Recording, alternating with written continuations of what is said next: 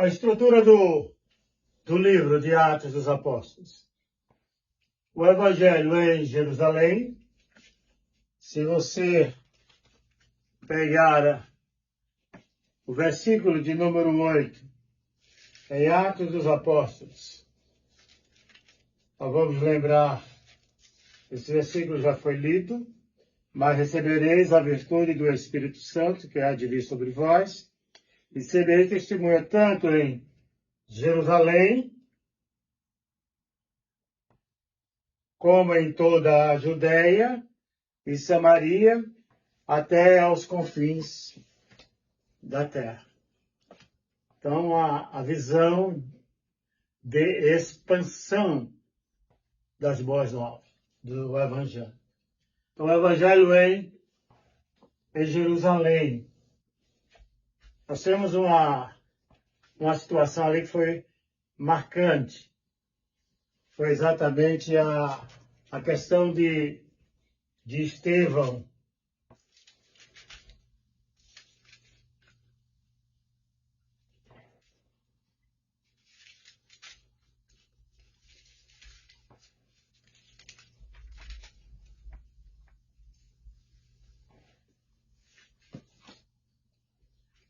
No capítulo 6,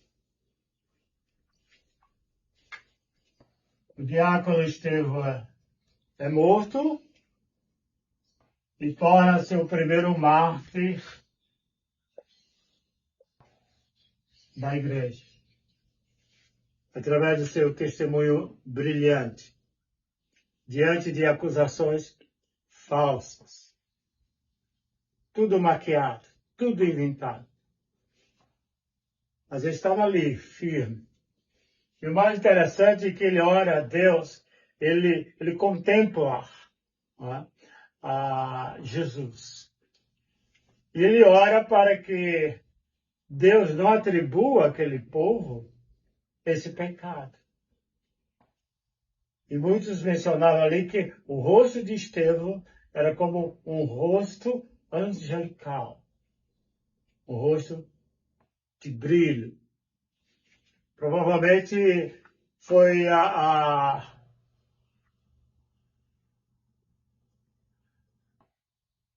relação que Moisés teve no Monte Horebe quando desceu do monte.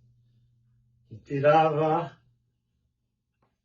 o capuz, ele tirava a cobertura do rosto e ele brilhava. Estevão tornou-se o primeiro mártir. A partir daí a igreja começou a crescer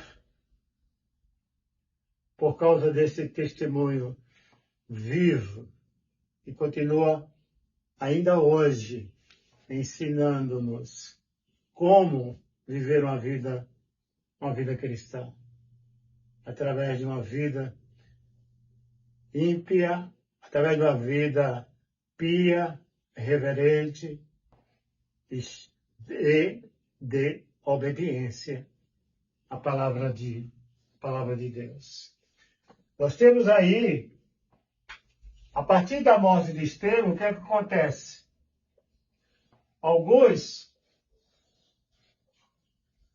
saem de Jerusalém, alguns saem de Jerusalém com receio, com medo do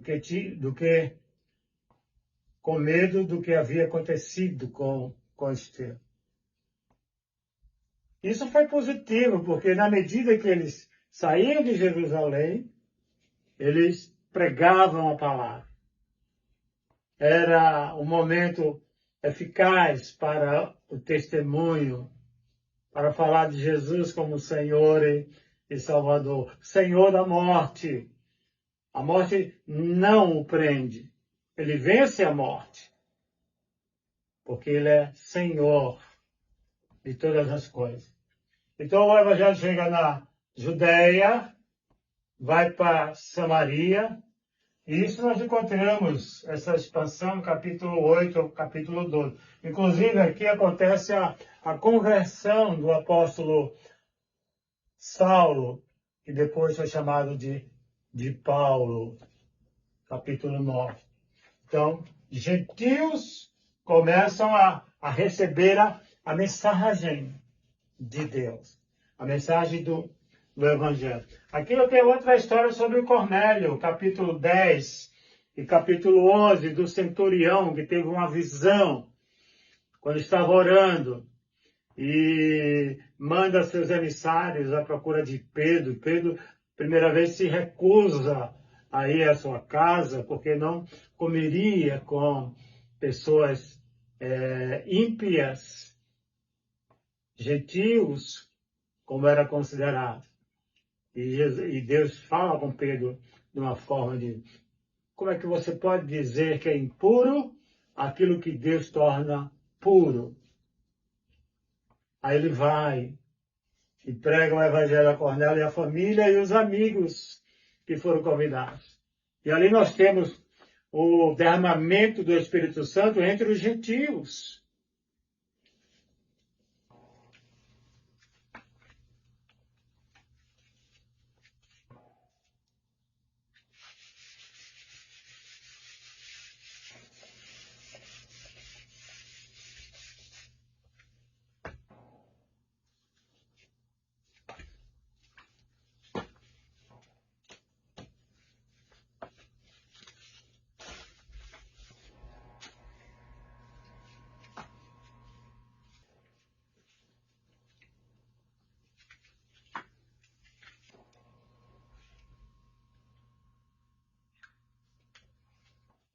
O 2.3, o Evangelho até os confins da terra.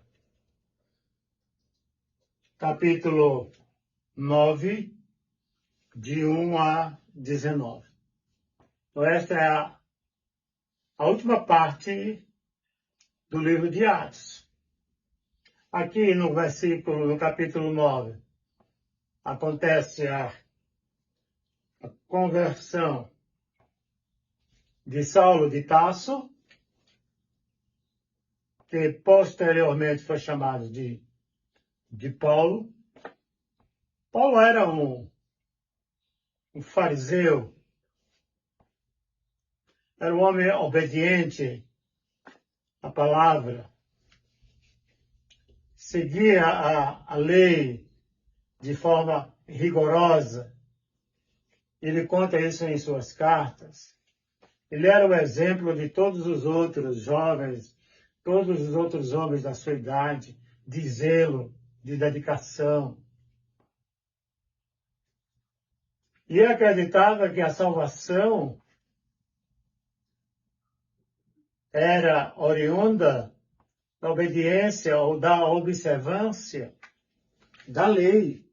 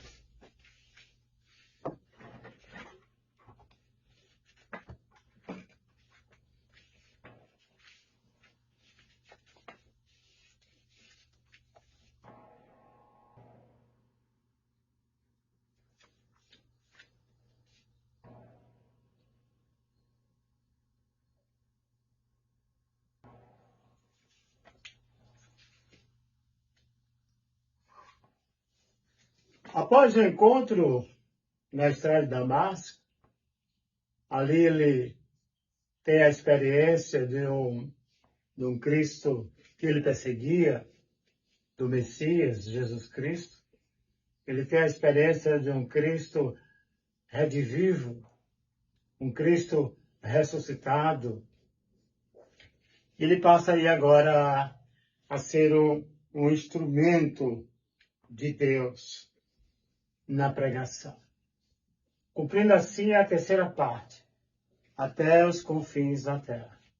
Paulo prega em Jerusalém, prega na Ásia Menor, ele vai para a Europa, e ele chega na capital do mundo, não é? A maior cidade do mundo, ele chega em Roma. Segundo Atos dos Apóstolos, ele passa ali cerca de 2 anos em Roma, pregando a palavra. Então, foi testemunha. O evangelho crescia. Cada dia, a cada momento, através dos testemunhos dos apóstolos e daqueles que passavam, ou por aqueles que passaram pela experiência do novo nascimento.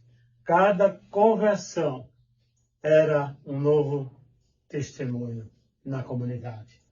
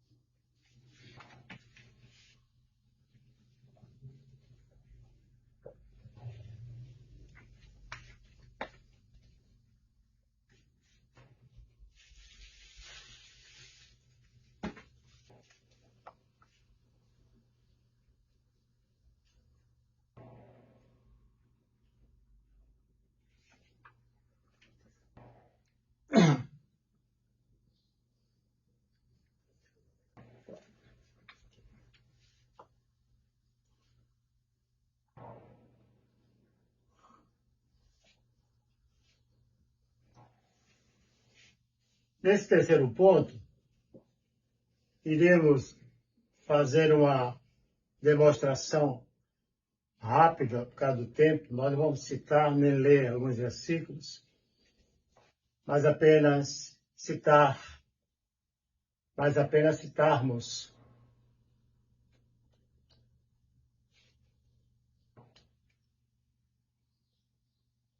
Nesse terceiro ponto, oposição e crescimento da igreja, nós vamos mencionar algumas oposições. Entretanto, não citaremos capítulo. Entretanto, não leremos. Entretanto, não.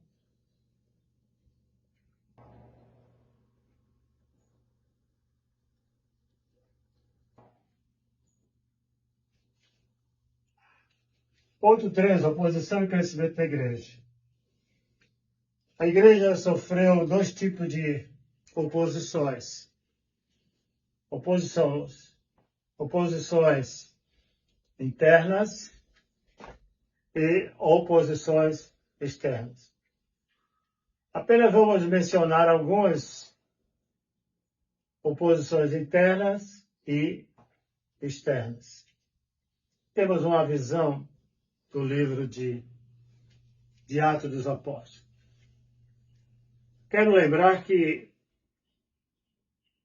posteriormente, nós iremos estudar o conteúdo desses livros. Essa é apenas uma visão panorâmica. Os pontos básicos de cada evangelho e dos livros do Novo Testamento. Oposições internas. No capítulo 5, do versículo 1 até o versículo de número 14, nós temos a história de Ananias e Safira, a mentira. O evangelho estava crescendo e havia necessidade de cuidar, não só espiritualmente das pessoas, mas de suas necessidades. Então, houve uma campanha para a doação de dinheiro, de oferta, de bens. E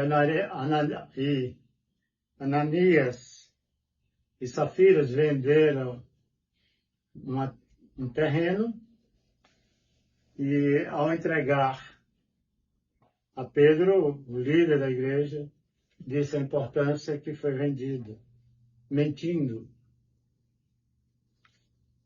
E Pedro diz, olha, você não está mentindo para mim, você está mentindo para o Espírito Santo.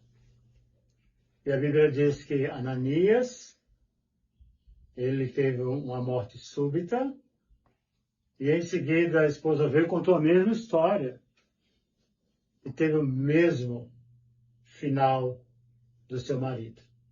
Então,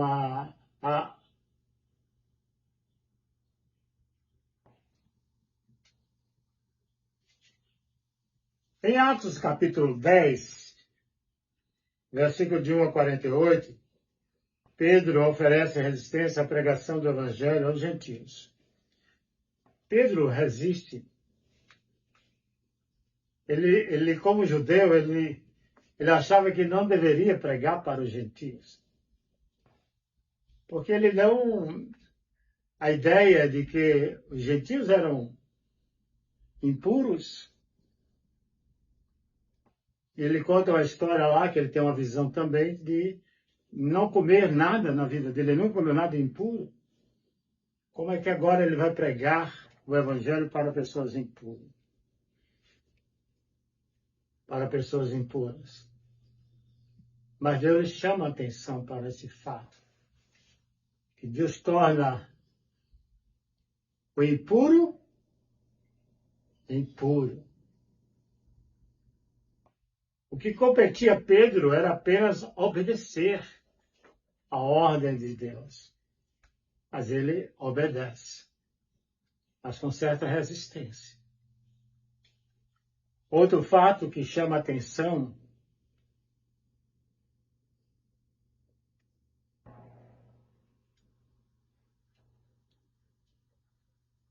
é a controvérsia em relação à doutrina, capítulo 15. Aqui nós temos o primeiro concílio da igreja do primeiro século. Se o evangelho deveria ser pregado aos gentios e como deveria ser pregado aos gentios. Será que os gentios são merecedores da graça, da misericórdia de Deus? E a resolução foi que o evangelho deveria ser pregado pelo testemunho de Paulo e o aval de Pedro, o que havia acontecido na vida desses dois apóstolos. Depois houve um problema de relacionamento. Isso é narrado no capítulo 15, do versículo 36 ao versículo 41. A discussão entre Paulo e Barnabé. O evangelho recebe duas frentes missionárias e cresce por meio de Paulo e Barnabé. Houve um probleminha em relação ao sobrinho de Barnabé, chamado João Marcos. A Bíblia não relata o motivo que Paulo não queria viajar mais com João Marcos. Há algumas conjecturas, mas não há nenhuma informação verossímil na Bíblia sobre o motivo da rejeição de João Marcos acompanhar Paulo na outra viagem missionária. E Barnabé e Paulo teve uma discussão. E Paulo resolveu o seguinte com Barnabé. Barnabé seguiria um caminho com o seu sobrinho João Marcos, e Paulo teria como companhia o amigo Silas. E cada um foi para uma direção.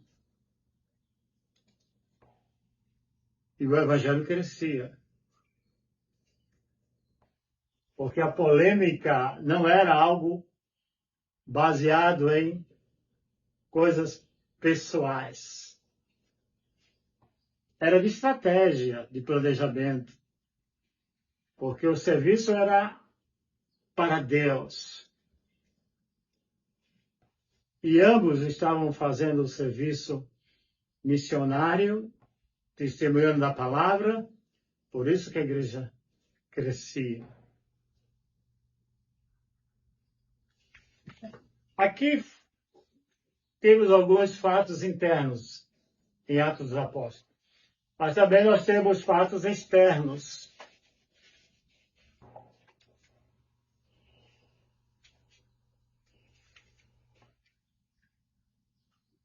Pedro e João são presos.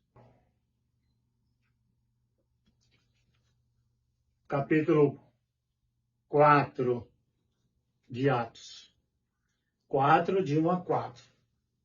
E a igreja cresce mais. Por mais que o mundo secular quisesse impedir o movimento, o desenvolvimento do Evangelho, era impossível. Porque por trás desses homens estava o Espírito Santo movendo a igreja. E a igreja crescia. E ele lá preso, disseram, olha, estamos aqui porque fizemos algo de bom. E foram exortados, admoestados, para não pregar sobre Jesus em Jerusalém. Ele diz assim, ora, importa obedecer a Deus ou aos homens? Ele continuou a sua jornada.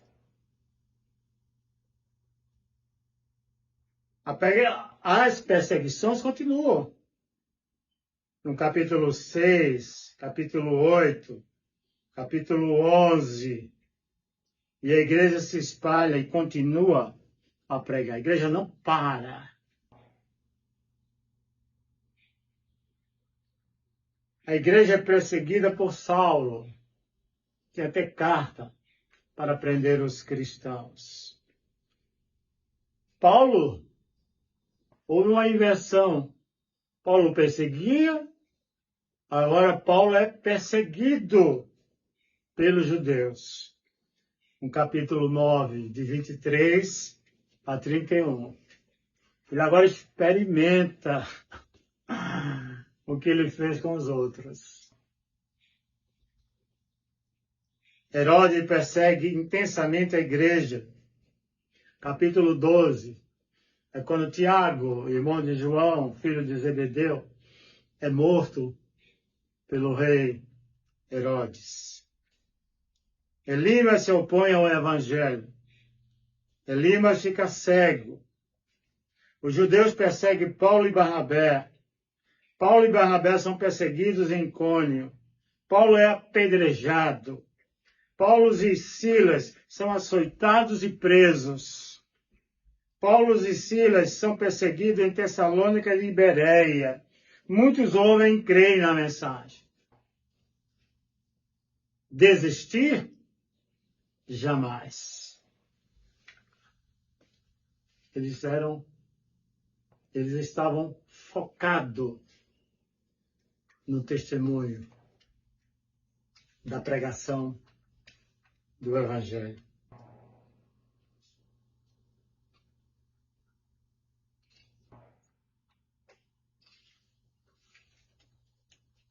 E aqui nós temos algumas perseguições.